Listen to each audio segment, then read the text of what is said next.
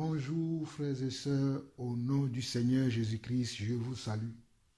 Je salue mes frères et sœurs du Togo, je salue mes frères et sœurs de l'Afrique, je salue mes frères et sœurs de l'Europe, je salue mes frères et sœurs des États-Unis, je salue mes frères et sœurs de l'Asie et je vous salue tous les chrétiens du monde entier, je vous salue. Tous les disciples du Seigneur Jésus-Christ, je vous salue. Mais spécialement encore une fois aujourd'hui, je salue mes frères et sœurs togolais parce que c'est à eux que je vais m'adresser, les frères et sœurs togolais et aussi mes frères français, parce qu'il y a un sujet très brûlant dans mon cœur depuis quelques jours et le Seigneur permet que ce soir je puisse partager cela avec vous. Et j'ai l'habitude de dire que nous ne dénonçons pas que le mal qui est dans le corps du Christ, mais nous enseignons aussi afin que nous puissions connaître la volonté de Dieu, afin de marcher selon sa parole et non selon les traditions des hommes, selon les coutumes, selon ce que nous avons toujours vu, mais nous devons apprendre à aller à la source des choses et à chercher Dieu. Alors pour commencer aujourd'hui, je vais commencer par un verset dans Luc chapitre 1. Nous allons lire Luc chapitre 1. Luc chapitre 1. Luc chapitre 1. Luc chapitre 1.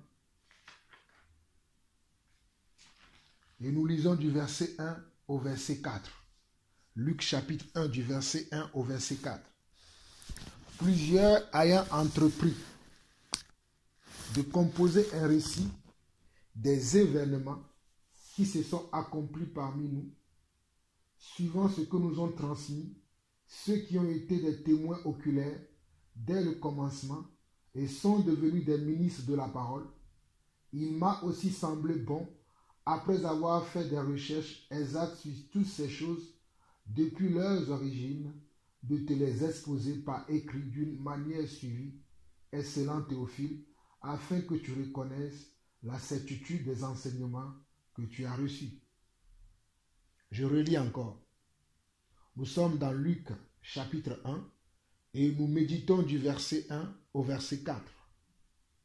Plusieurs ayant entrepris de composer un récit des événements qui se sont accomplis parmi nous, suivant ce que nous ont transmis ceux qui ont été des témoins oculaires dès le commencement et sont devenus des ministres de la parole, il m'a aussi semblé bon, après avoir fait des recherches exactes sur toutes ces choses depuis leurs origines, de te les exposer par écrit d'une manière suivie, excellent Théophile, afin que tu reconnaisses la certitude des enseignements que tu as reçus. Alors dans ce premier passage, on nous parle tout d'abord, avant que je ne puisse commencer à interpréter ces versets, on nous parle des témoins. Il y a un mot qui m'a frappé ici, on nous parle de témoins. Témoins, on nous parle de témoins. Témoins de qui? Témoins de Jésus-Christ. Parce qu'on nous dit, suivant ce que nous ont transmis, ceux qui ont été des témoins oculaires. Un témoin, c'est quelqu'un qui a vu et qui a entendu. C'est quelqu'un qui a assisté à une scène et qui a entendu des choses. Un témoin oculaire, il est bien précisé ici même témoin oculaire. Un témoin oculaire, c'est quelqu'un qui a vu et qui a entendu. Ici, on nous parle des apôtres. Les apôtres ont été des témoins oculaires de Jésus-Christ.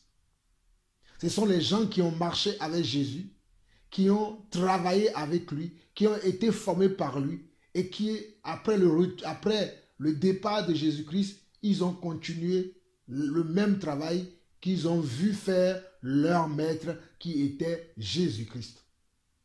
C'est pour cela que ce premier passage de Luc chapitre 1 nous dit « Plusieurs ayant entrepris de composer un récit des événements qui se sont accomplis parmi nous, suivant ce que nous ont transmis ceux qui ont été des témoins oculaires dès le commencement et sont devenus des ministres de la parole. » Ces personnes qui ont été des témoins sont devenus des ministres de la parole. Les gens comme Pierre, les gens comme Paul, les gens comme Jean sont devenus après des témoins oculaires et ils sont devenus après encore quoi? Des ministres de la parole. En quelques mots, les apôtres, ceux qui nous ont amené l'évangile. Alors, il continue. Suivant ce que nous ont transmis ceux qui ont été des témoins oculaires dès le commencement et sont devenus des ministres de la parole, il m'a aussi semblé bon, après avoir fait des recherches exactes sur toutes ces choses depuis leur origine, de te les exposer par écrit d'une manière suivie, excellent Théophile, afin que tu reconnaisses la certitude des enseignements que tu as reçus. Avant de continuer, nous allons aller dans Actes chapitre 1. Actes chapitre 1. Le livre de Actes chapitre 1. Le même Théophile qui parle ici, c'est lui qui va parler encore dans le livre de Actes chapitre 1. Actes chapitre 1. Actes chapitre 1. Nous allons lire encore du verset 1 au verset 7. Théophile, j'ai parlé dans mon premier livre de tout ce que Jésus a commencé de faire et d'enseigner dès le commencement. Théophile, j'ai parlé dans mon premier livre. Ce premier livre-là, c'est le livre de Luc, dont l'auteur du livre des Actes des Apôtres fait encore mention. Celui qui a écrit le livre des Actes des Apôtres, c'est lui qui a écrit aussi le livre de Luc. Et celui qui a écrit le livre des Actes des Apôtres n'est que comment Luc, le médecin, qui a accompagné les apôtres, notamment Paul dans son ministère. Paul dans son rôle d'apôtre. Luc, le médecin, l'a accompagné à plusieurs reprises. Nous allons voir le verset nous allons voir 2-3 versets pour que vous puissiez comprendre de qui il est question ici, qui nous parle, qui nous relate les faits qui se sont passés. Alors il dit, Théophile, j'ai parlé dans mon premier livre de tout ce que Jésus a commencé de faire et d'enseigner dès le commencement, jusqu'au jour où il fut enlevé au ciel après avoir donné ses ordres par le Saint-Esprit aux apôtres qu'il avait choisis. Donc, Jésus avait choisi des apôtres. Il a donné des ordres aux apôtres. Il a donné des instructions aux apôtres. Il a donné la marche à suivre aux apôtres. Il a montré le modèle aux apôtres. Il a montré l'exemple aux apôtres. Il a montré comment faire aux apôtres. Ok. Nous sommes au verset 3 de Actes chapitre 1. Après qu'il eut souffert, il leur apparut vivant et leur en donna plusieurs preuves, se montrant à eux pendant 40 jours et parlant des choses qui concernent le royaume de Dieu. Comme il se trouvait avec eux, il leur recommanda de ne pas s'éloigner de Jérusalem, mais d'attendre ce que le Père avait promis, ce que je vous ai annoncé, leur dit-il. Car Jean a baptisé d'eau, mais vous, dans peu de jours, vous serez baptisés du Saint-Esprit. Alors, les apôtres réunis lui demandèrent, Seigneur, est-ce en ce temps que tu rétabliras le royaume d'Israël? Il leur répondit, ce n'est pas à vous de connaître les temps ou les moments que le Père a fixés de sa propre autorité. Mais vous recevrez une puissance, le Saint-Esprit, survenant sur vous, et vous serez mes témoins à Jérusalem, dans toute la Judée, dans la Samarie et jusqu'aux extrémités de la terre. Regardez, le verset 8 de Actes 1 nous dit quoi? Mais vous recevrez une puissance, le Saint-Esprit survenant sur vous, et vous serez mes témoins à Jérusalem, dans toute la Judée, dans la Samarie et jusqu'aux extrémités de la terre. Mes frères, pourquoi je commence cet enseignement, cette exhortation par ces deux chapitres? Notez-les bien, Luc chapitre 1 et Actes chapitre 1. L'auteur du livre de Luc est le même auteur du livre des Actes des Apôtres. Et l'auteur n'est que Luc le médecin qui était un accompagnateur de l'apôtre Paul. Il avait accompagné l'apôtre Paul dans son ministère. Nous allons aller voir Colossiens. Colossiens, si je ne me trompe pas. Oui, c'est bien Colossiens, pour que vous puissiez suivre avec moi ce que je suis sur le point de vous enseigner, afin que vous soyez affermis. Colossiens chapitre 4. Attendez que je le trouve. Oui, Colossiens chapitre 4. Si nous voyons bien le Colossiens chapitre 4, le verset 14. Avant même d'aller vers le verset 14, nous pouvons lire Colossiens chapitre 4 à partir du verset 10. Il dit, Aristote, mon compagnon de captivité, vous salue, ainsi que Marc, le cousin de Barnabas, au sujet duquel vous avez reçu des ordres. S'il va chez vous, accueillez-le. Jésus, appelé Justus, vous salue aussi. Ils sont du nombre des circoncis et les seuls qui travaillent avec moi pour le royaume de Dieu et qui ont été pour moi une consolation. Épaphras, qui est des vôtres, vous salue, serviteur de Jésus-Christ. Il ne cesse de combattre pour vous dans ses prières, afin que vous teniez bon comme des hommes faits, pleinement disposés à faire toute la volonté de Dieu. Car je lui rends le témoignage qu'il a une grande sollicitude pour vous, pour ceux de Laodicée et pour ceux d'Hiérapolis. Luc, le médecin bien-aimé, vous salue, ainsi que Démas. Vous voyez, l'apôtre Paul fait mention ici de Luc le médecin. Nous allons voir encore dans 2 Timothée, chapitre 4. 2 Timothée, chapitre 4. 2 Timothée, chapitre 4, à partir du verset 10. On nous dit encore, car Démas m'a abandonné par l'amour pour le présent siècle, et il est parti pour Thessalonique. Crescens est allé en Galatie, Tite en Dalmatie. Luc seul est avec moi. Luc seul est avec moi. Prends Marc et amène-le avec toi, car il m'est utile pour le ministère. Regardez encore, nous sommes dans 2 Timothée chapitre 4 au verset 10. Et on nous dit que car Démas m'a abandonné par amour pour le présent siècle. Et il est parti pour Thessalonique. Crescens est allé en Galatie, Tite en Dalmatie. Luc seul est avec moi. Luc seul est avec moi.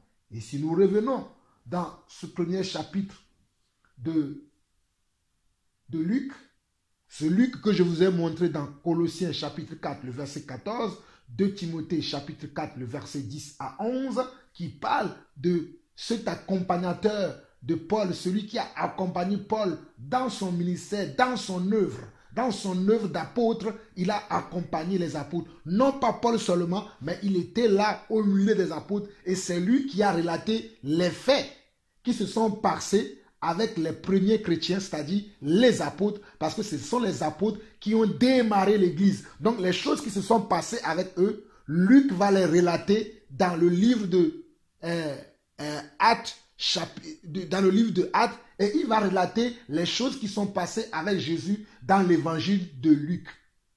Je répète encore, Luc le médecin, qui était un accompagnateur de l'apôtre Paul, va relater les faits et gestes de Jésus-Christ dans l'évangile de Luc, et dans le livre des Actes des apôtres, il va relater les faits, les choses que les apôtres ont accomplies après avoir reçu la puissance de Dieu pour pouvoir être ses témoins. C'est pour cela que nous avons lu tout à l'heure Luc chapitre 1 et Actes chapitre 1. Nous allons le relire encore et je vais vous énumérer le sujet pour lequel je suis encore devant vous aujourd'hui, peuple togolais, peuple français et chrétien du monde entier.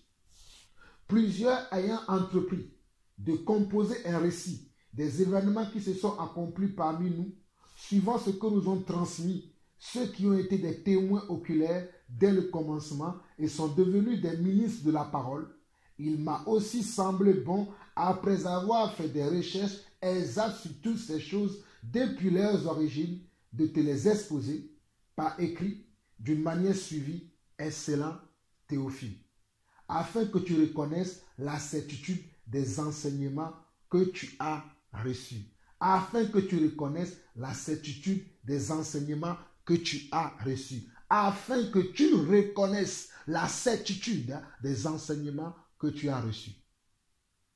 Peuple togolais, peuple français, vous qui continuez à adorer Marie, vous qui continuez à adorer Saint Antoine, Saint Paul, Saint Pierre, Saint François d'Assise, et ainsi de suite.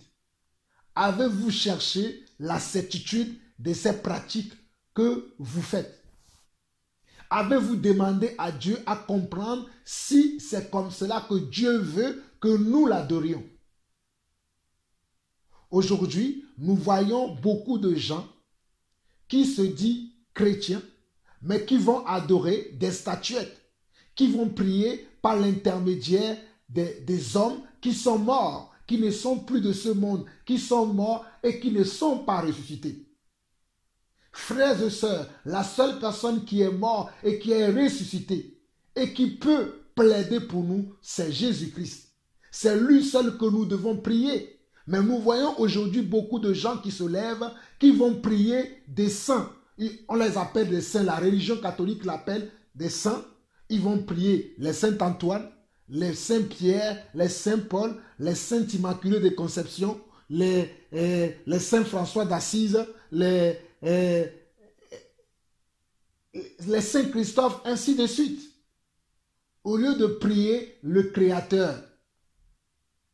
C'est pour cela que je vous lis ce passage, que lorsqu'on nous enseigne quelque chose, nous devons chercher la certitude de ce qu'on nous a enseigné, de ce qu'on nous a présenté. L'évangile qu'on nous présente, nous devons chercher à connaître si l'évangile qu'on nous présente est un évangile vrai. Aujourd'hui, il y a beaucoup de gens qui annoncent l'évangile. Aujourd'hui, il y a beaucoup de gens qui prêchent l'évangile. Moi aussi, je prêche l'évangile. Mais vous devez vérifier que ce que Jean-Paul Lawson dit, ou ce qu'un pasteur ou un prêtre dit, si cela est conforme à la sainte doctrine. Si cela est conforme à la saine doctrine. Parce qu'il y a une doctrine que le Seigneur nous a laissée. Il y a une doctrine que le Seigneur veut que nous enseignions. Mais aujourd'hui, nous voyons beaucoup de pratiques dans le monde religieux, dans le monde du christianisme, et beaucoup ne savent plus à quelle religion appartenir, parce qu'il y en a plusieurs, alors qu'il n'y a qu'une seule église dans le monde. Je ne parlerai pas de religion parce que je ne suis pas un religieux, mais pour moi, il y a une seule église dans le monde. Jésus-Christ a dit à Pierre, dans Matthieu chapitre 16, il lui a dit que tu es Pierre, et si tu es Pierre, je bâtirai mon église. Donc, nous comprenons à partir de ce passage-là qu'il y a une seule église. Pas deux, pas trois, pas quatre, pas cinq, pas six, pas sept, ainsi de suite, mais nous avons une seule, unique église.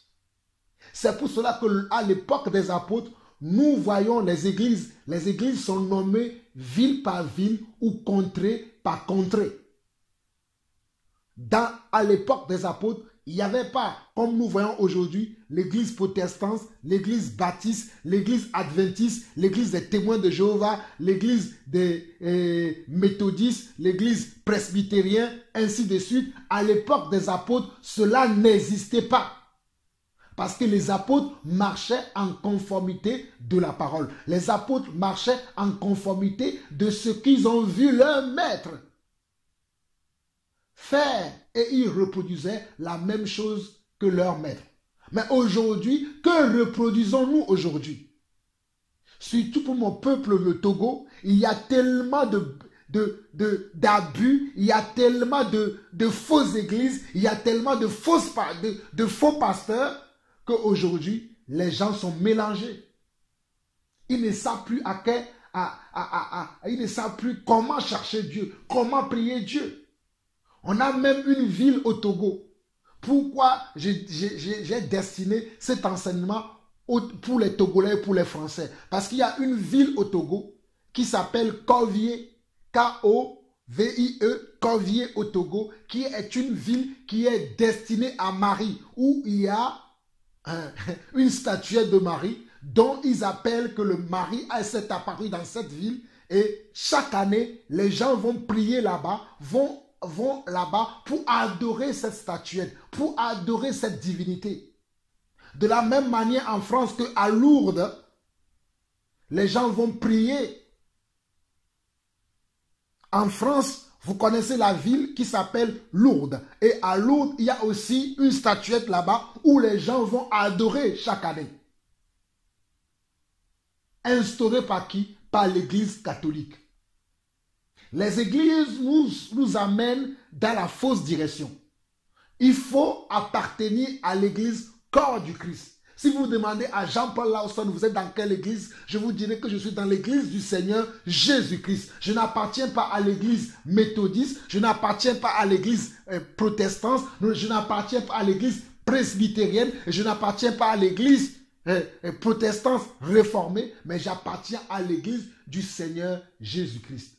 Parce que dans l'église du Seigneur Jésus-Christ, on se comporte selon la parole, on suit la parole, on marche selon Dieu. On ne marche pas selon nous-mêmes, mais on marche selon la parole de Dieu et on fait les choses selon la parole de Dieu. Aujourd'hui, nous voyons beaucoup de choses qui sont entrées dans le milieu chrétien, qui ont été déjà dans le milieu chrétien et qui continuent aussi de grandir. Et les gens vont appeler ces choses-là, ils vont les appeler églises.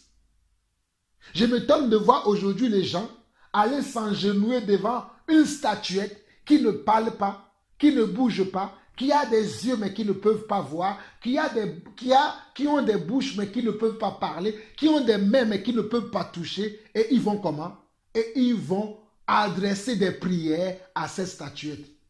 Ils vont prier par ces statuettes. Parce que les gens les ont enseigné ces choses. Il y a des gens qui sont venus, soi-disant qu'ils sont des prêtres, soi-disant qu'ils sont des pasteurs, et ont enseigné ce genre de choses. Et les gens suivent ces enseignements. Et les gens suivent ces pratiques.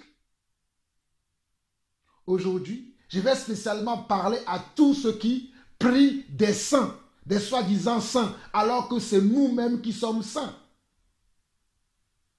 Aujourd'hui, je précise bien que je parle à tous les gens qui sont en train d'adorer un quelconque saint quelque part. Surtout pour mon peuple togolais, le peuple togolais qui vont aller adorer à Corvier, qui vont aller adorer dans les grandes églises catholiques où nous avons tous ces reliques, où nous avons tous ces statuettes.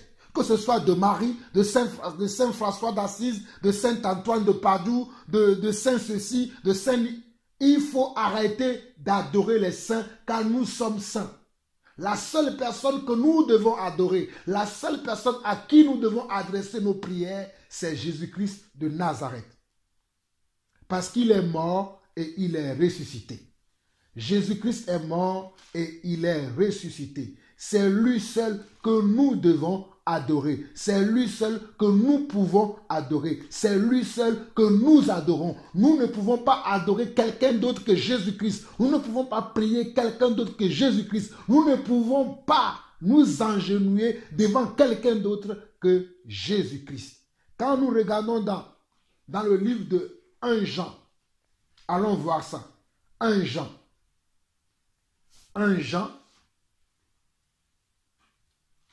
Jean, chapitre 2.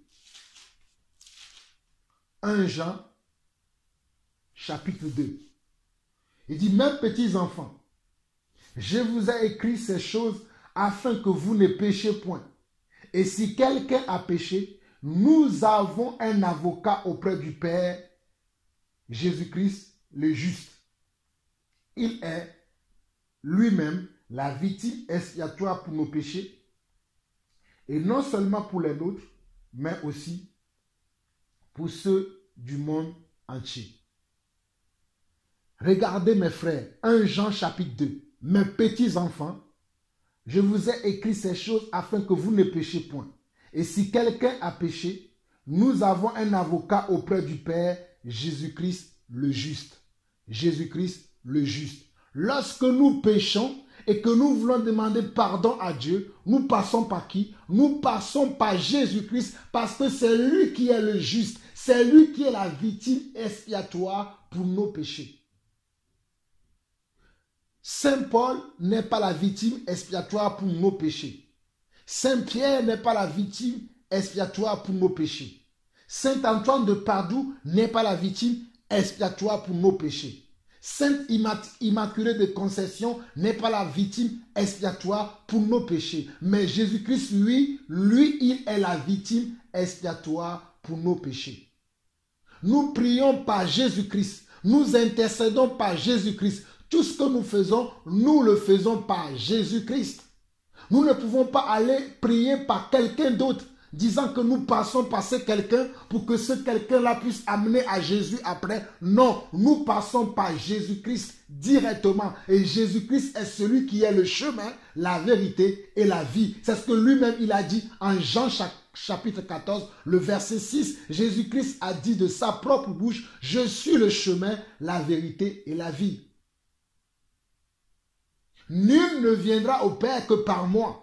Comment vous pouvez vous dire que vous voulez prier Dieu et vous passez par des saints, vous passez par des X et des Y et vous ne passez pas la personne qui est la porte pour les brebis. En Jean chapitre 10, le verset 7, je précise bien, Jean chapitre 10, le verset 7, Jésus va dire que je suis la porte des brebis. Moi, Jésus-Christ, je suis la porte des brebis. C'est moi qui vous amène dans la bergerie. C'est par moi que vous pouvez rentrer dans la bergerie. Jésus ne dit pas que vous pouvez passer par Paul et Paul va vous amener à moi. Vous pouvez passer par Marc. Marc va vous amener à moi. Vous pouvez passer par Antoine. Vous pouvez passer par Kodjo. Vous pouvez passer par Ismaël. Vous pouvez passer par... Il a dit, je suis la porte des brebis. Jésus-Christ a dit, je suis la porte des brebis. Nul ne peut aller au Père que par moi. Il est la porte des brebis. C'est pour cela que nous ne pouvons pas prier un saint. D'ailleurs, les saints n'existent pas. C'est une utopie, c'est une hérésie. C'est une fausse doctrine que le catholicisme a instaurée et que certains prêtres, certains pasteurs aussi utilisent aujourd'hui pour vous dire que vous pouvez passer par moi pour atteindre Jésus. Vous pouvez passer par moi, vous pouvez passer par telle relique, vous pouvez passer par telle image, telle personne pour pouvoir atteindre Jésus-Christ. Mais vous ne passerez pas par moi, Jean-Paul Lawson, pour atteindre Jésus-Christ. Vous passerez par Jésus-Christ lui-même. Car il a dit lui-même, dans Actes chapitre 4, verset 12. Allons voir ça aussi. Actes chapitre 4, le verset 12. Actes chapitre 4, le verset 12. Mes frères, c'est très important ce que nous sommes en train de voir aujourd'hui. Actes chapitre 4, le verset 12, Jésus-Christ dit ceci. Actes chapitre 4, le verset 12. Jésus-Christ dit, il n'y a de salut en aucun autre, car il n'y a sous le ciel aucun autre nom qui ait été donné parmi les hommes par lesquels nous devions être sauvés. Regardez, il n'y a de salut en aucun autre nom. Il n'y a de salut en aucun autre nom. Car il n'y a sous le ciel aucun autre nom qui a été donné parmi les hommes par lesquels nous devions être sauvés. Il n'y a pas un autre nom qui nous a été donné. Il y a un seul nom qui nous a été donné parmi lesquels nous pouvons être sauvés. C'est pour ça que la religion ne vous sauve pas. Ceux qui prétendent que nous sommes protestants, parce que je suis protestant, je serai sauvé, tu n'as pas compris. Ceux qui pensent que parce qu'ils sont presbytériens, parce que je suis presbytérien, je serai sauvé, tu n'as pas compris. Ceux qui pensent que parce qu'ils sont adventistes, parce que je suis adventiste, je serai sauvé, tu n'as pas compris. Ceux qui pensent que parce qu'ils sont musulmans, parce que je prie Mohamed, je serai sauvé, tu es perdu. Parce que celui qui sauve, ce n'est pas la religion, mais celui qui sauve, c'est Jésus-Christ. C'est lui qui est le chemin, la vérité et la vie. Comment peux-tu dire que tu veux être sauvé sans passer par celui qui est la porte des brebis?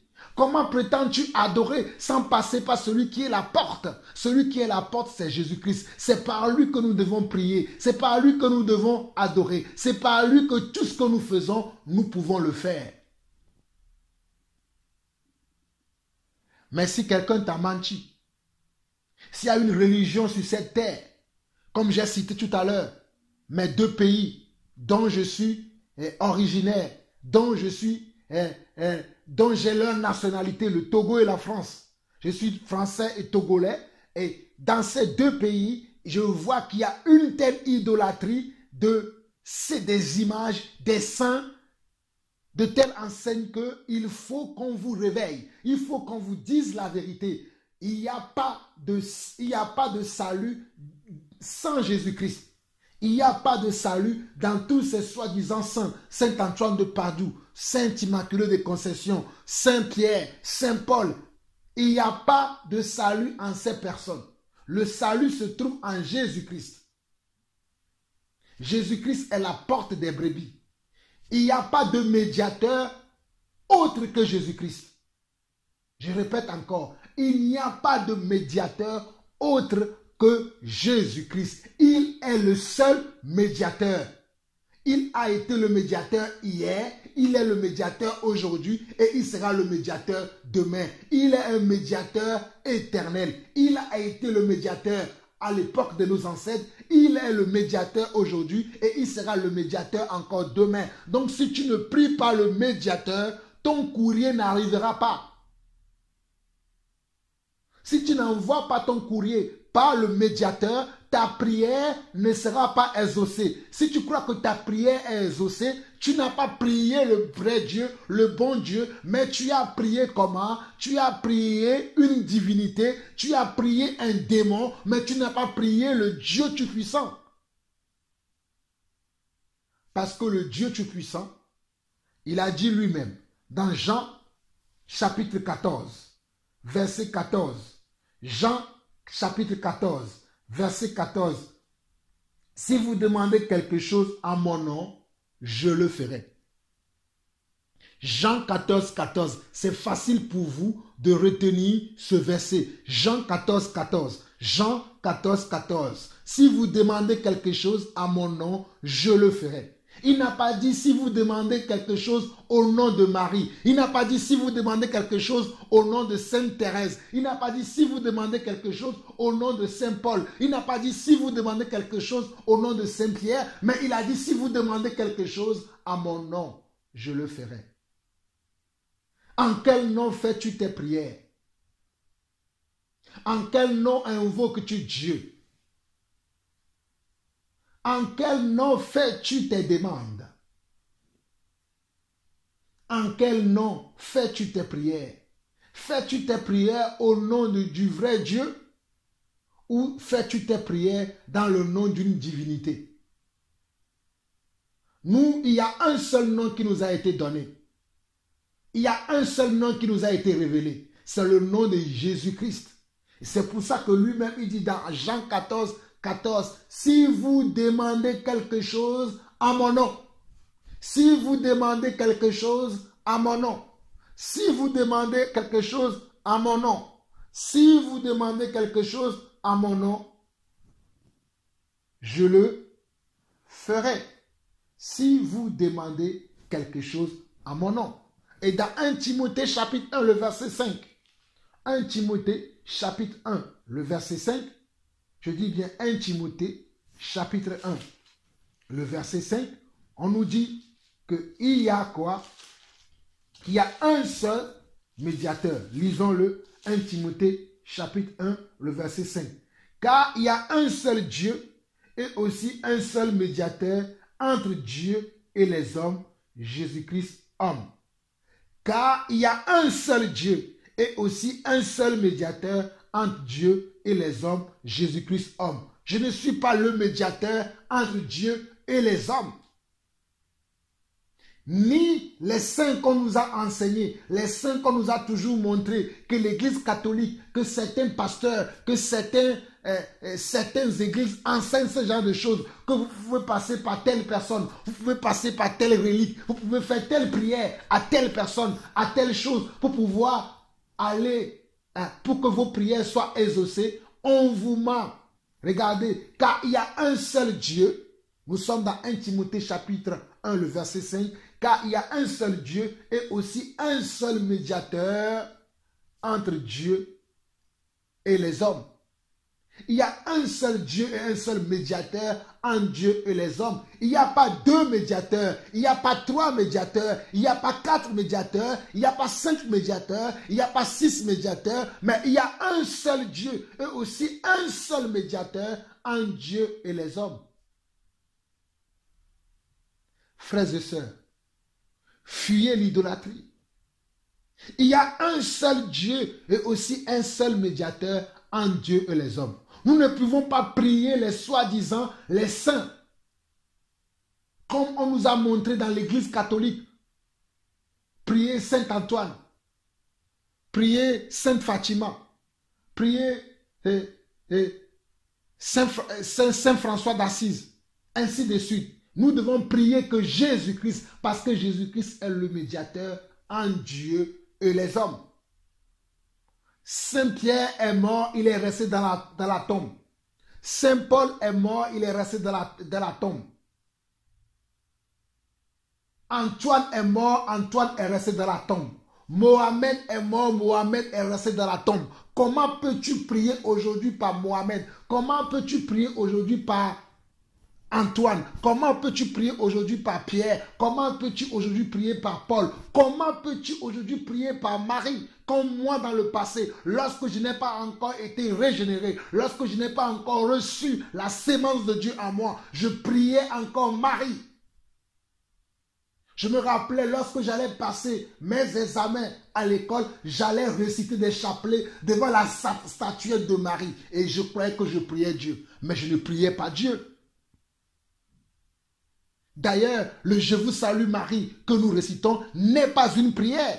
C'est un message qu'un ange est venu apporter à Marie. Et le catholicisme a changé cela en prière alors que c'est un message. Ce n'est pas une prière, c'est un message. Comment pouvez-vous prendre un message comme une prière et réciter cela à longueur de journée? Dans le chapelet, il y a au moins il y a 50 dizaines. Oui, non pas 50 dizaines. Il y a 5 dizaines de Je vous salue Marie dans le chapelet. 5 dizaines de Je vous salue Marie, qui n'est pas une prière, alors que Jésus nous a dit dans Matthieu 6 comment nous devons prier. Jésus nous a montré comment nous devons prier. Je me pose des questions. Les gens lisent la parole de Dieu aujourd'hui, les gens entendent la parole de Dieu aujourd'hui, mais ils veulent toujours marcher par leur tradition. Ils veulent toujours marcher par leur tradition. Ils veulent toujours suivre les traditions des hommes. Ils ne veulent pas suivre la vérité. Ils ne veulent pas marcher selon la vérité. Ils ne veulent pas écouter, ils ne veulent même pas entendre la vérité. Comme nombreux seront des personnes qui vont me lapider après avoir écouté cet enseignement, après avoir écouté cet avertissement. Mais Dieu vous reprend, Dieu vous annonce les choses à venir. Dieu ne veut pas que vous alliez en perdition. C'est pour cela que Dieu permet que nous puissions parler de ces choses, que nous puissions apporter l'évangile vrai, l'évangile pur, l'évangile qui sauve, l'évangile qui libère. Non pas que nous nous libérons, mais le Dieu que nous présentons, c'est ce Dieu qui libère. Le Dieu que nous vous annonçons, c'est ce Dieu-là qui sauve. C'est ce que l'apôtre Paul a fait.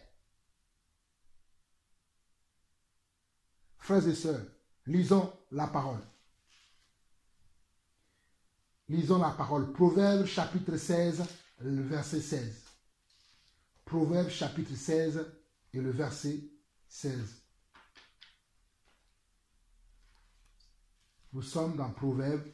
Nous allons lire Proverbes et nous allons lire le chapitre 16 et nous allons lire le verset 16. Proverbes 16, 16.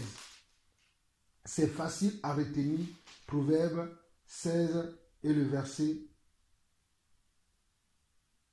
16.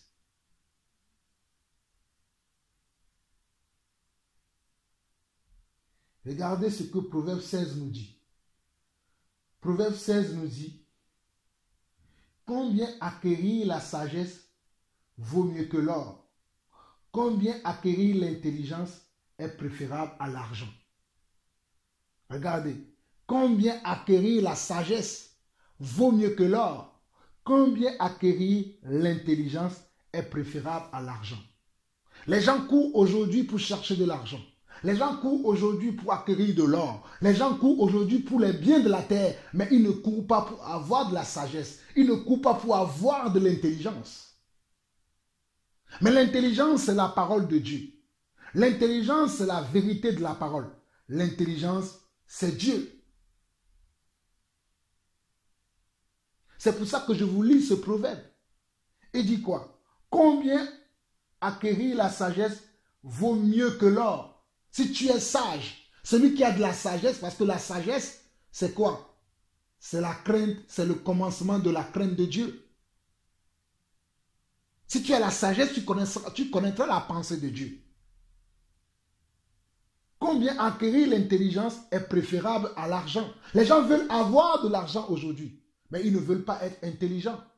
L'intelligence voudrait que tu connaisses la pensée de Dieu, que tu connaisses la manière dont Dieu marche, que tu connaisses la manière dont Dieu agit, que de suivre les idoles. C'est ça l'intelligence. L'intelligence veut dire que tu suis Dieu partout, dans tout ce que Dieu fait, dans tout ce que Dieu dit, tu le suis partout, tu le suis pas à pas. Proverbe 22, le verset 20. Lisons le Proverbe 22, le verset 20. Proverbe 22, le verset 20.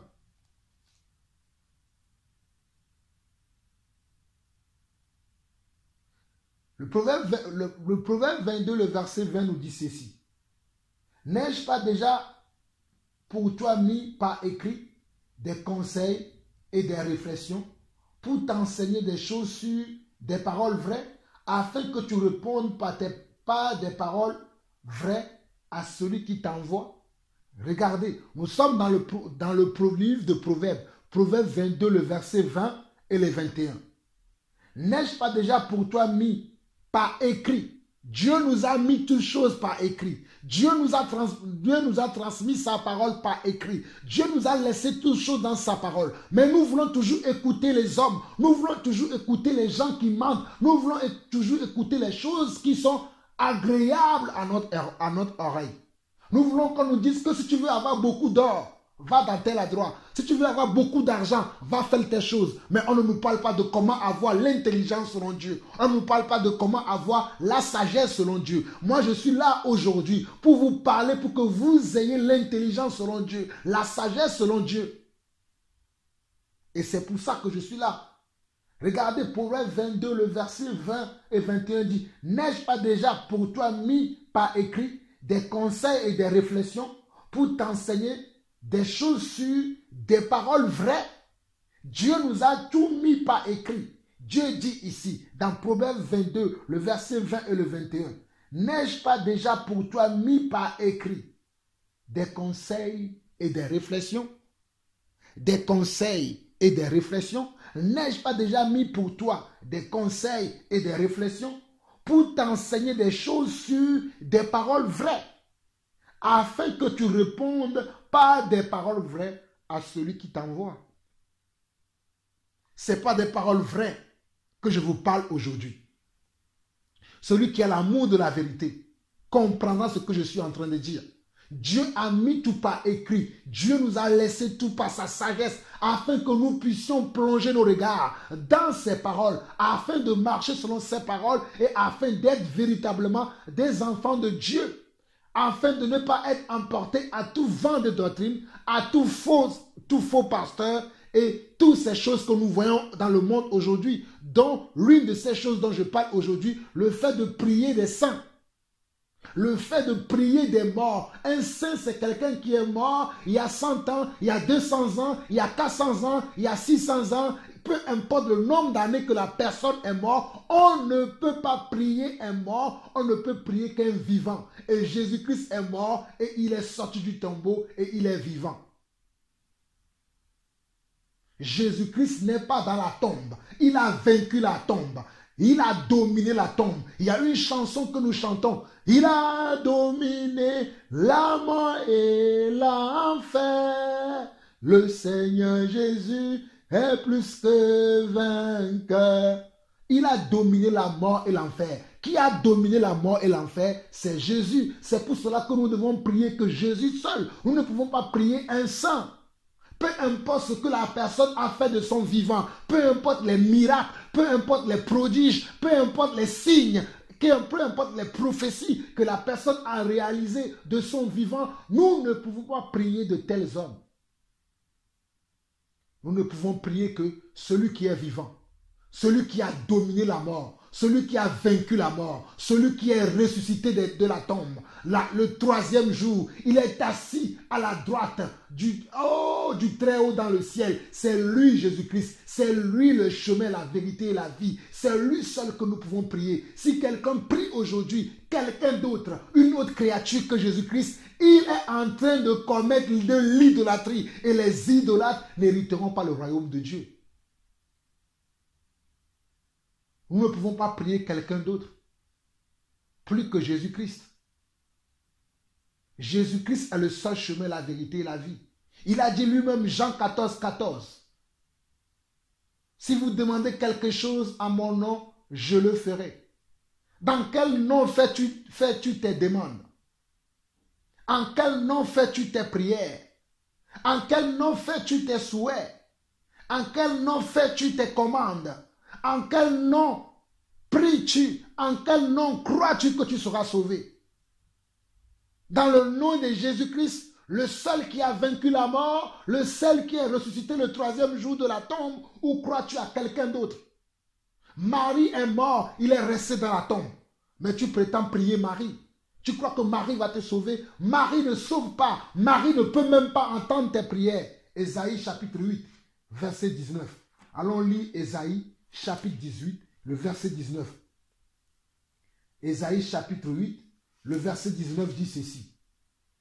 Si l'on vous dit, consultez ceux qui invoquent les morts et ceux qui prédisent l'avenir, qui poussent des sifflements et des soupirs, répondez. Un peuple ne consultera-t-il pas son Dieu? S'adressera-t-il aux morts en faveur des vivants? Regardez, Ésaïe chapitre 8, verset 19 nous dit, consultez ceux qui évoquent les morts et ceux qui prédisent l'avenir.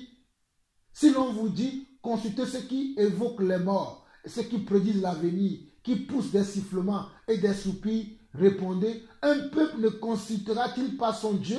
S'adressera-t-il aux morts en faveur des vivants? Quelqu'un me dira que bon, j'ai pris un verset qui est hors contexte. C'est la fin du verset qui m'intéresse ici. On nous dit, répondez, un peuple ne consultera-t-il pas son Dieu? Un peuple ne consultera-t-il pas son Dieu? S'adressera-t-il aux morts en faveur des vivants? Et comment le peuple de Dieu consulte son Dieu? Il consulte son Dieu en priant par Jésus-Christ. Il consulte son Dieu en adorant par Jésus-Christ. Il consulte son Dieu en jeûnant par Jésus-Christ. Mais il ne consulte pas son Dieu en priant par Marie, en priant par Saint-Antoine, en priant par Saint-Pierre, en priant par Saint-Paul, en priant à Corvier, en priant à Lourdes. Non, Jésus n'est pas à Lourdes, Jésus n'est pas à Corvier, mais Jésus est dans ta vie. Jésus est en toi et tu as été sanctifié, tu as été glorifié, tu as été élevé. Comment pourras-tu prier encore quelqu'un qui est mort alors que la personne que nous devons prier, c'est celui qui est vivant, c'est Jésus-Christ. Il est le chemin, la vérité et la vie. 1 Corinthiens chapitre 1. 1 Corinthiens chapitre 1. 1 Corinthiens chapitre 1. 1 Corinthiens chapitre 1. Paul appelé à être, nous lisons 1 Corinthiens chapitre 1 du verset 1 au verset 2.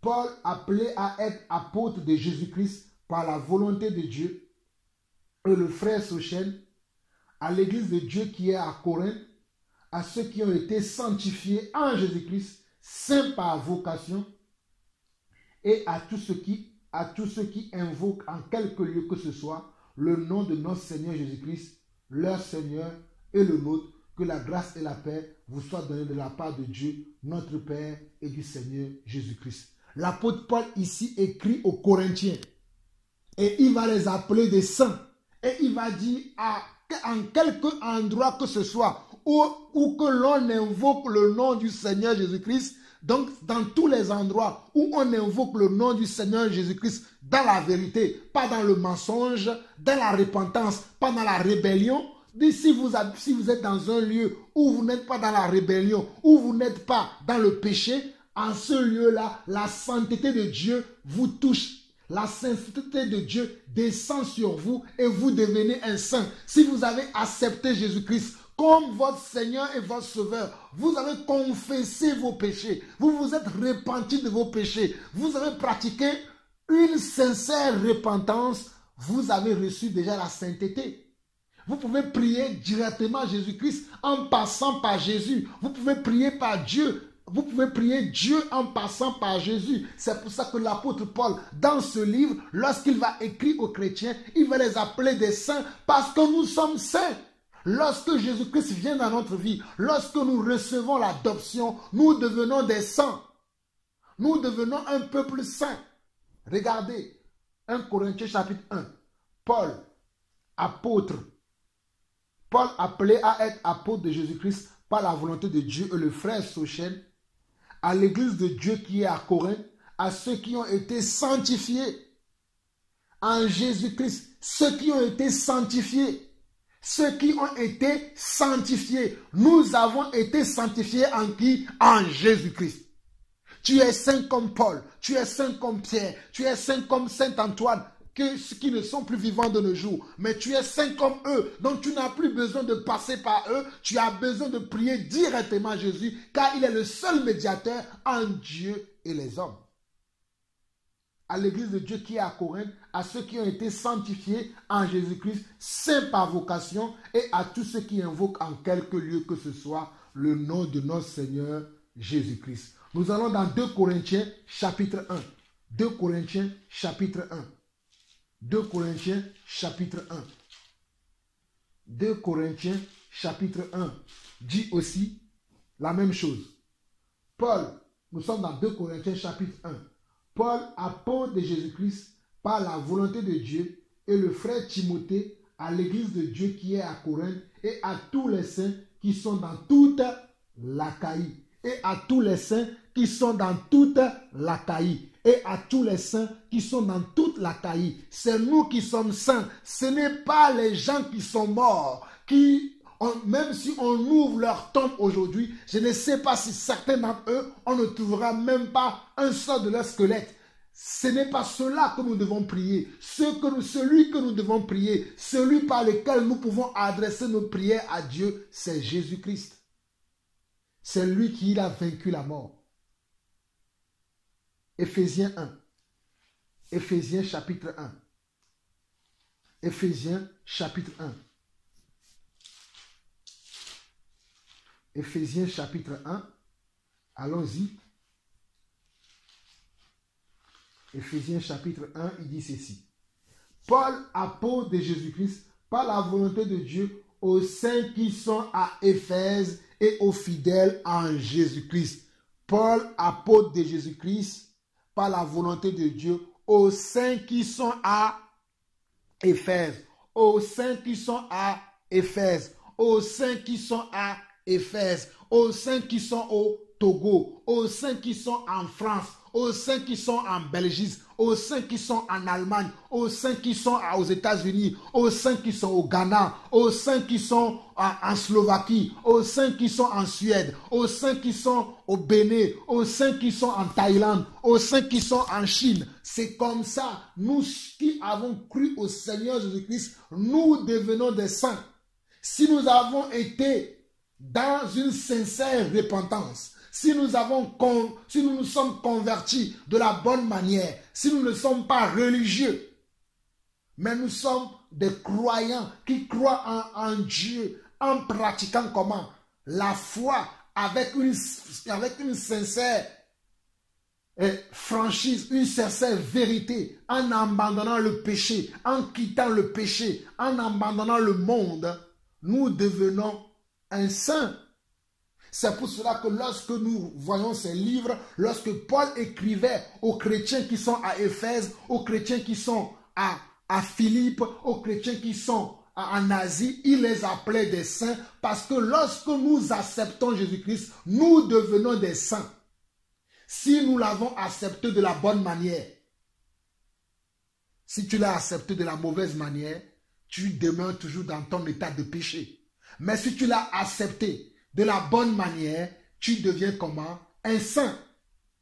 Si vous voulez bien comprendre comment accepter Jésus-Christ de la bonne manière, allez suivre mon enseignement précédent, celui-là, qui parle de la repentance et la délivrance selon Dieu, qui parle de la délivrance ou de la repentance selon Dieu. Allez suivre ça, vous allez savoir comment on se repent devant Dieu. Comment on peut avoir une vie de repentance tous les jours devant Dieu afin d'être un fils digne du Seigneur. Allons voir maintenant Colossiens chapitre 1. Colossiens chapitre 1. Avant même d'aller à Colossiens, même Philippiens chapitre 1 dit la même chose. Philippiens chapitre 1 dit, Paul et Timothée, serviteurs de Jésus-Christ, à tous les saints en Jésus-Christ qui sont à Philippe, aux évêques et aux diacres. À tous les saints qui sont comment? À Philippe. À tous les saints qui sont comment? À Bordeaux. À tous les saints qui sont comment? À Lomé. À tous les saints qui sont comment? À Yaoundé. À tous les saints qui sont comment? À New York. À tous les saints qui sont comment? À Los Angeles. À tous les saints qui sont comment? Qui sont à Paris. À tous les saints qui sont comment? Qui sont à Accra. Parce que nous avons reçu comment? La sainteté au travers de Jésus-Christ. Nous qui sommes vivants encore dans ce monde, nous avons reçu la sainteté au travers de Jésus-Christ. Et c'est nous qui sommes saints. Ce n'est pas un mort qui est saint. Ce n'est pas quelqu'un qui ne vit plus aujourd'hui, qui est mort, qui est resté de la tombe, qui est saint. Et ce n'est pas par lui que nous devons prier, mais nous prions par Jésus-Christ, le seul qui est juste, le seul qui est vrai, le seul qui a payé le prix pour que vous et moi, nous soyons sanctifiés, nous puissions appartenir maintenant au royaume des saints, par la repentance de nos péchés, par l'abandon de nos péchés, par l'abandon de notre vieille nature, par l'abandon de notre vie de péché, par l'abandon de notre vie de fornication, par l'abandon de notre vie de mensonge, par l'abandon de notre vie d'adultère, par l'abandon de notre vie de cupidité, par l'abandon de notre vie d'idolâtrie, nous devenons comment? Un saint. Regardons Colossiens chapitre 1. Paul, apôtre de Jésus-Christ par la volonté de Dieu, et le frère Timothée, aux saints et fidèles frères en Christ qui sont comment? À Colosse. Aux saints et fidèles frères en Christ qui sont à Colosse. Donc nous voyons encore que l'apôtre Paul nous dit aux Colossiens qu'ils sont des fidèles frères qui sont en Christ, mais il les appelle comment? Des saints, aux saints qui sont comment? En Colosse, aux saints qui sont en Colosse. C'est comme, je vais dire, aux saints qui sont à Lomé. Sauf qu'à Lomé, il n'y a pas. Bon, il y en a des saints, je ne les connais pas tous. Mais il y a beaucoup aujourd'hui qui prétendent être saints alors qu'ils ne le sont pas. Parce qu'ils vivent encore dans le péché. Ils vivent encore dans le mensonge. Ils vivent encore dans l'adultère. Ils vivent encore dans la cupidité. Ils vivent encore dans la religion sans connaître Dieu. C'est pour ça que j'ai commencé cet enseignement. En vous montrer passage par passage que nous devons chercher à connaître la véracité des enseignements que nous recevons. Nous devons chercher à connaître l'authenticité des enseignements que nous recevons. Que cela soit de moi, Jean-Paul Lawson, que cela soit de qui que ce soit, vous devez chercher à connaître l'authenticité, la véracité de cet enseignement pour voir si cet enseignement vient véritablement de Dieu. Avant de dire Amen à cet enseignement, il faut voir si cela est vraiment de Dieu. Et c'est ce qui est de Dieu, qui est de la vérité. C'est pour cela que je vous ai partagé ces passages avec vous. Quand nous regardons dans 1 Pierre chapitre 2, verset 9, qu'est-ce que la Bible nous dit dans 1 Pierre chapitre 2, le verset 9? 1 Pierre chapitre 2, le verset 9. 1 Pierre chapitre 2, le verset 9. 1 Pierre chapitre 2, le verset 9. 1 Pierre chapitre 2, verset 9 dit quoi? Vous, au contraire, vous êtes une race élue, un sacerdoce royal, une nation sainte, un peuple acquis, afin que vous annonciez les vertus de celui qui vous a appelé des ténèbres à son agréable, à son admirable lumière. Vous au contraire, le vous au contraire ici, il s'agit de ceux qui sont en Jésus-Christ, il s'agit de ceux qui sont convertis, il s'agit de ceux qui ont accepté le Seigneur Jésus-Christ comme leur Seigneur et leur Dieu, qui se sont repentis de leurs péchés. Ils rentrent dans la famille des saints, ils rentrent dans le royaume des saints, ils rentrent dans la famille des enfants de Dieu. En ce moment-là, ils deviennent d'un sang, ils ne sont plus des impurs, ils ne sont plus ceux qui sont toujours dans l'immoralité, mais ils sont des gens qui reçoivent maintenant la sainteté, la purification de Dieu pour être des enfants purs, pour être des enfants sanctifiés, afin de glorifier et de louer le Seigneur leur Dieu. C'est ça la sainteté. Tu es saint, toi qui crois au Seigneur Jésus-Christ. Si tu t'es repenti de la bonne manière, en abandonnant le monde, en abandonnant le péché, en abandonnant le vol, en abandonnant la fraude. Même si tu as des difficultés aujourd'hui, mais tu es sur le bon chemin, tu rentres dans la famille des saints. C'est ça la sainteté. Mais si tu vas prier Saint Antoine, tu vas prier Saint Paul, tu vas prier Saint Pierre, tu vas prier Saint Fatima, tu vas prier Saint François d'Assise, tu vas prier Saint Immaculée de Conception, crois-moi que tes prières, tu les envoies à des divinités. Tes prières ne vont pas chez le Seigneur. Car le Seigneur a ses oreilles ouvertes aux prières qui sont envoyées par le nom du Seigneur Jésus-Christ. Les prières qui sont envoyées par le nom du Seigneur Jésus-Christ seulement seront exaucées. Les prières qui sont envoyées seulement par le nom du Seigneur Jésus-Christ, ce sont seulement ces prières qui seront exaucées. Mais les prières qui sont envoyées par les saints, ce n'est pas Jésus qui les exauce, mais ce sont les démons, ce sont les divinités païennes, ce sont les entités démoniaques qui agissent dans vos vies. Ce n'est pas Dieu. Ce n'est pas notre Dieu, celui qui est le créateur du ciel et de la terre, celui qui a dit que je bâtirai mon église et que les séjours des morts ne prévaudront point contre elle. Ce n'est pas lui que vous priez. Vous devez arrêter de prier les reliques. Vous devez arrêter de prier les saints. Vous devez arrêter de prier tous les saints que vous priez depuis des années. Vous qui allez à Corvier, vous qui allez à Lourdes, au Togo, vous qui allez prier à Corvier dans cette ville où il y a une soi-disant apparition de Marie, et chaque année, dans le mois d'août, vous allez prier là-bas. Il faut arrêter.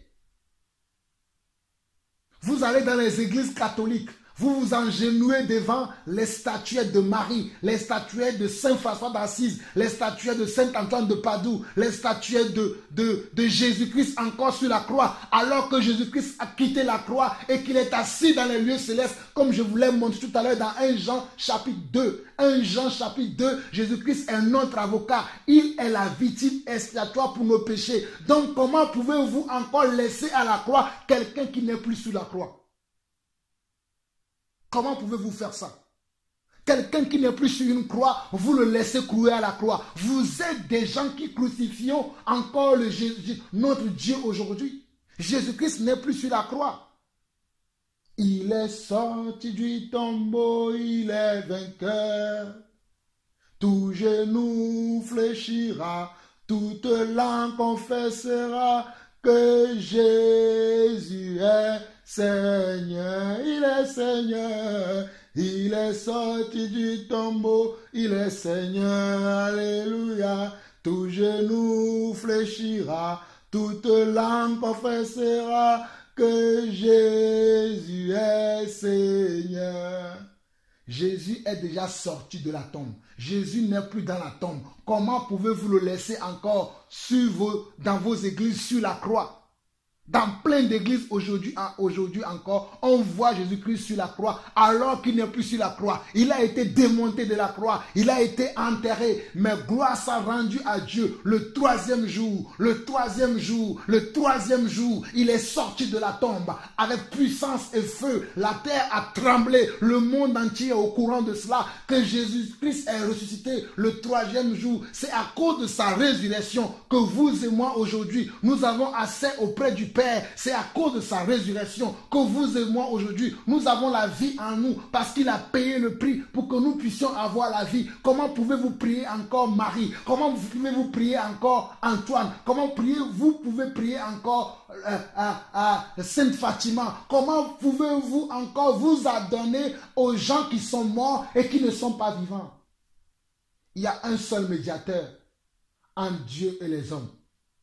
Tournons-nous vers le seul médiateur. Mes frères et sœurs, Togolais, peuple de Dieu, où que vous soyez dans le monde entier, ce message est destiné à nous tous. Nous devons nous tourner vers le Dieu véritable. Nous devons nous tourner vers le Dieu véritable. Nous devons tourner vers celui qui peut entendre le cri de nos cœurs. Nous devons tourner vers celui qui a payé le prix pour que nous soyons justifiés, pour que nous soyons lavés de nos péchés. Et celui qui a payé le prix, c'est Jésus-Christ. Ce ne sont pas ces soi-disant hommes de Dieu. Ce ne sont pas ces soi-disant saints que nous continuons à prier, que nous continuons à vénérer dans nos églises, que nous continuons à adorer. Non, nous devons adorer le seul, celui qui reçoit les hommages des siècles, celui que nous voyons dans Apocalypse chapitre 5, devant qui les anges dans le ciel, les 24 vieillards se prosternent devant lui et disent Saint, Saint, Saint est le Seigneur. C'est lui que nous devons prier, c'est lui que nous devons adorer. Arrêtez de prier Marie, arrêtez de prier Paul, arrêtez de prier Pierre. Arrêtez de prier Mohamed. Mohamed n'est pas le chemin. Mohamed n'est pas mort à la croix. Mohamed n'est pas le sauveur. Il n'y a aucun autre nom qui nous a été donné. Il y a un seul nom qui nous a été donné. Il y a un seul nom. Il y a un seul nom. Acte 4, le verset 12. Acte 4, le verset 12. Il y a un seul nom qui nous a été donné. C'est le nom du Seigneur Jésus-Christ. C'est le nom du Seigneur Jésus-Christ. C'est ce nom qui nous sauve. C'est ce nom qui nous libère. C'est ce nom qui nous amène à la vie éternelle. C'est par ce nom que nous pouvons prier. Mes frères, n'oubliez pas ce que je viens de vous enseigner aujourd'hui. Je ne vais pas trop m'éterniser là-dessus. Il y a tellement beaucoup de versets, mais je pense que j'ai dit l'essentiel, ce que vous devez comprendre. Si vous voulez vous-même poursuivre, lisez votre Bible, vous allez comprendre beaucoup de choses, mais sortez de l'idolâtrie. Sortez de l'idolâtrie. Car les 2 Corinthiens, je vais vous lire ça. 1 Corinthiens chapitre 10. Et je pense que je m'arrêterai sur ce afin de ne pas faire trop durer cet enseignement. 1 Corinthiens chapitre 10. 1 Corinthiens chapitre 10. Suivez vous-même. Frères, je ne veux pas que vous ignoriez que nos pères ont été tous sous la nuée, qu'ils ont tous passé au travers de la mer, qu'ils ont tous été baptisés en Moïse dans la nuée et dans la mer, qu'ils ont tous mangé le même aliment spirituel et qu'ils ont tous bu le même breuvage spirituel, car ils buvaient à un rocher spirituel qui les suivait, et ce rocher était Christ. Mais la plupart d'entre eux ne furent point agréables à Dieu, puisqu'ils périrent dans le désert. Or, ces choses sont arrivées pour nous servir d'exemple, afin que nous n'ayons pas de mauvais désirs comme ils en ont eu. Ne devenez point idolâtres comme quelques-uns d'entre eux. Ne devenez pas idolâtres comme quelques-uns d'entre eux. Ne devenez pas idolâtres comme quelques-uns d'entre eux. Quelques-uns aujourd'hui prétendent qu'ils connaissent le Seigneur. Je dis bien quelques-uns aujourd'hui. Quelques-uns aujourd'hui croient aujourd'hui qu'ils connaissent Dieu et quand ils prient que Dieu les écoute. Mais je vous assure, mes frères et sœurs, je ne vais pas vous caresser dans le sens du poil. Je vous assure que quand vous priez, Dieu ne vous écoute pas. Quand vous priez, vous ne priez pas Dieu. Vous priez des divinités étrangères. Vous priez des dieux étrangers. Vous ne priez pas le Dieu véritable, le Dieu qui a créé le ciel et la terre, le Dieu d'Abraham, d'Isaac et de Jacob. Ce Dieu-là, on peut le prier qu'au nom de Jésus. On peut l'annoncer qu'au nom de Jésus. On peut aller vers lui qu'au nom de Jésus. Mais si on prétend prier Sainte Marie, Sainte Immaculée de Conception, Saint Antoine de Padoue, on prétend prier Mohamed, on prétend prier Bouddha, on prétend prier un tel ou un tel, sans passer par Jésus-Christ, vous ne priez que Dieu étranger. Nous sommes dans 1 Corinthiens chapitre 10, le verset 7. Ne devenez point idolâtres, comme quelques-uns d'entre eux, selon qu'il est écrit, Le peuple s'assit pour manger et pour boire, puis ils se levèrent pour se divertir. Regardez comment il y a du divertissement aujourd'hui. Dans le monde et dans le royaume de Dieu, dans le monde et dans l'église, il y a du divertissement. Il y a même du théâtre dans l'église aujourd'hui. Il y a des spectacles dans l'église aujourd'hui.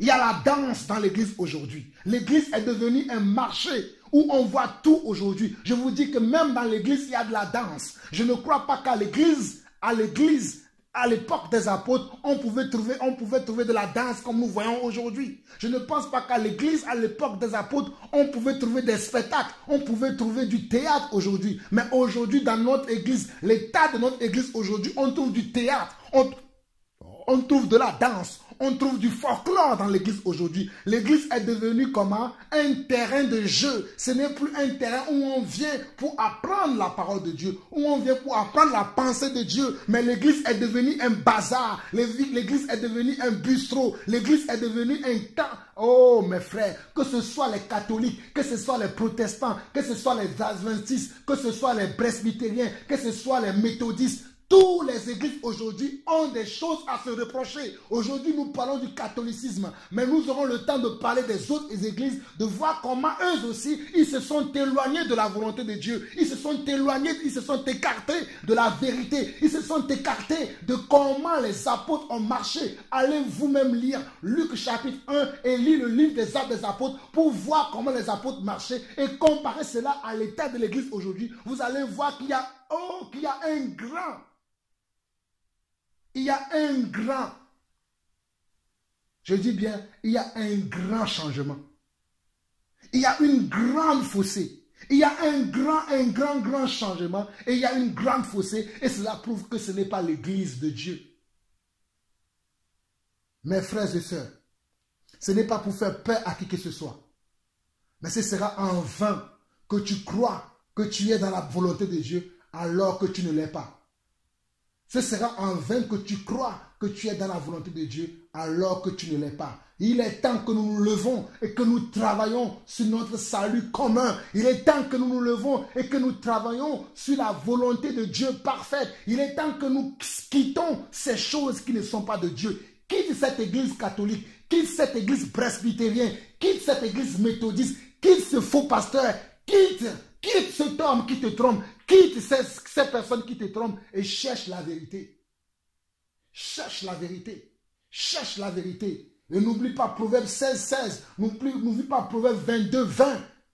N'oublie pas tous les passages que j'ai partagés aujourd'hui. Il y en a tellement. J'ai partagé ce peu de passages. Mais n'oublions pas, regardez bien ici. Nous sommes dans 1 Corinthiens chapitre 10, le verset 7. Il nous dit, ne devenez point idolâtres comme quelques-uns d'entre eux. Selon qu'il est écrit, le peuple s'assit pour manger et pour boire, puis ils se levèrent pour se divertir. Ne nous livrons point à la débauche comme quelques-uns d'entre eux. Ne nous livrons point à la débauche comme quelques-uns d'entre eux. S'ils livraient, de sorte qu'il en tomba 23 000 en un seul jour. Ne tentons point le Seigneur comme le tentèrent quelques-uns d'entre eux qui périrent par les serpents. Ne murmurez point contre. Ne murmurez point comme murmuraient quelques-uns d'entre eux qui périrent par l'exterminateur. Ces choses leur sont arrivées pour servir d'exemple et elles ont été écrites pour notre instruction à nous qui sommes parvenus à la fin des siècles. Regardez bien, ces choses leur sont arrivées pour servir d'exemple et elles ont été écrites pour notre instruction à nous qui sommes parvenus à la fin des siècles. Ces choses que je partage aujourd'hui, ces choses que je dis aujourd'hui, ce sont des choses que vous devez connaître, ce sont des choses que vous devez pratiquer, ce sont des choses qui devaient être déjà assis en vous, mais c'est vous qui courez maintenant. C'est quelle est la bonne église, quel est le vrai pasteur, alors que vous ne savez même pas comment prier, vous ne savez pas même pas qui prier. Priez par Jésus-Christ, car Jésus-Christ est le chemin, la vérité et la vie. Il est celui qui a été à la croix pour nous. Il est celui qui a payé le prix pour que vous et moi, nous soyons appelés enfants de Dieu aujourd'hui. C'est lui seul. Il n'y a pas quelqu'un d'autre. Et pour finir aujourd'hui, et je vais finir par là, pour ne pas trop m'éterniser là-dessus, nous allons lire Jean 12, le verset 48. Jean 12, verset 48. Jean 12, verset 48 dit ceci. Celui qui me rejette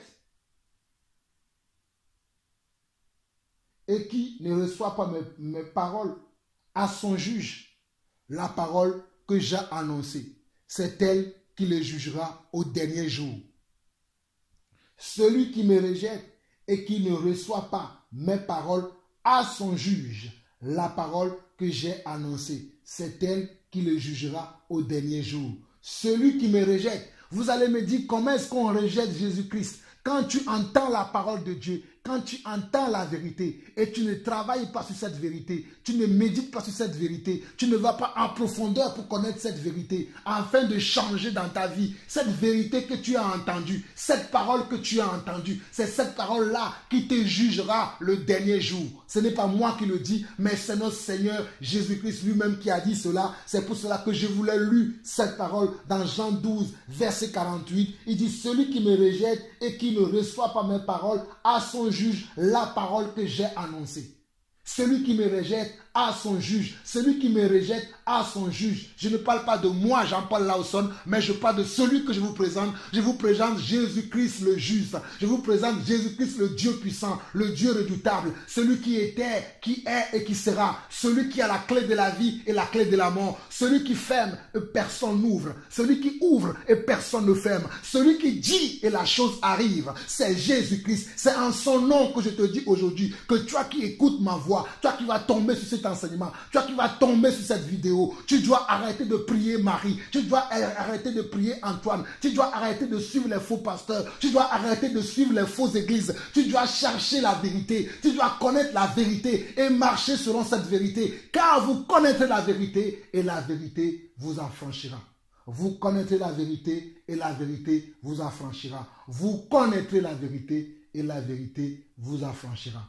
Frères et sœurs, soyez bénis au nom de notre Seigneur Jésus-Christ. Que la grâce et la paix vous soient multipliées de la part de notre Dieu. Seigneur notre Dieu, je te bénis, je te glorifie. Merci encore pour ce temps que tu m'as permis de pouvoir partager ces quelques instants, ces quelques paroles avec mes frères et sœurs du monde entier pour la connaissance de ton nom, pour la connaissance de ta volonté, pour la connaissance de ton plan, pour la connaissance de tes promesses. Seigneur, je prie dans le nom de Jésus pour toutes les personnes qui vont suivre cet enseignement, pour toutes les personnes qui vont tomber sur cet enseignement et qui vont te chercher. Seigneur, montre-toi à eux, montre-toi à eux, montre-toi à eux, montre-toi à eux, montre-leur la voie de la vérité, montre-leur le chemin de la vérité, montre-leur d'avoir des bons pasteurs, montre-leur d'avoir des bons pasteurs, montre-leur le chemin à suivre, montre-leur la manière à suivre, la marche à suivre pour être, Seigneur Dieu, tes enfants, les